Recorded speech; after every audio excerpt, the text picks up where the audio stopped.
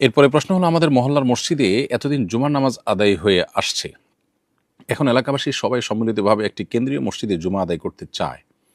এক্ষেত্রে এখন মহল্লার মসজিদে জুমা বন্ধ করে দিলে কোনো সমস্যা আছে কিনা, এবং এলাকাবাসীর উদ্যোগসরী দৃষ্টিকোণ থেকে কেমন, জানতে চাই। খুবই সুন্দর একটি প্রশ্ন। মূলত ইসলামী শরিয়ার দৃষ্টিভঙ্গি হলো যে একটা এলাকার ছোট ছোট পাঞ্জাগানা মসজিদগুলোর মুসল্লিরা একত্রিত হয়ে একটা বড় মসজিদের জুমা সালাত আদায় করবে। জামে মানেই হলো সেই মসজিদ, যে মসজিদ অনেক ছোট ছোট পাঞ্জাগানা মসজিদের মুসল্লিদেরকে বা এলাকার সব মুসল্লিদেরকে একত্র করে, মানে বড় জামাত। অতএব সেই জিনিসটা হওয়া উচিত এবং সেটাই হলো শরিয়ার প্রত্যাশা। দুর্ভাগ্যজনক বিষয় হলো যে আমাদের দেশে প্রত্যেকটা মসজিদই জুমা মসজিদ, এবং পুরো এলাকায় ছোট ছোট পাঞ্জাগানা মসজিদগুলো থেকে একটা জামে মসজিদে একত্র হওয়ার যে পথ, সেটা অনেকখানি রুদ্ধ, বা সেটা সেভাবে আমাদের দেশে প্রতিষ্ঠিত না।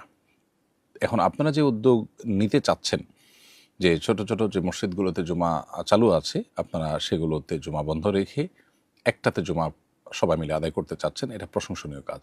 এটা মৌলিকভাবে কোনো দোষের বিষয় নয়। এবং কোনো মসজিদে জুমা চালু হলে সেখানে আর কখনোই আপনার জুমা বন্ধ করা যাবে না, এমন কোনো কথা নেই। হ্যাঁ, নামাজই বন্ধ করে দিলে সেটা অবশ্যই নিন্দনীয়। কিন্তু মসজিদ চালু হয়েছে, মসজিদ সালাতের জন্য চালু হয়েছে, সালাত চালু আছে, জুমা চালু ছিল, জুমাটা জাস্ট হচ্ছে না। অন্য ওয়াক্তগুলো সবই ঠিকই হচ্ছে, জুমাটা বড় মসজিদে হচ্ছে, এটাতে কোনো অসুবিধা নেই।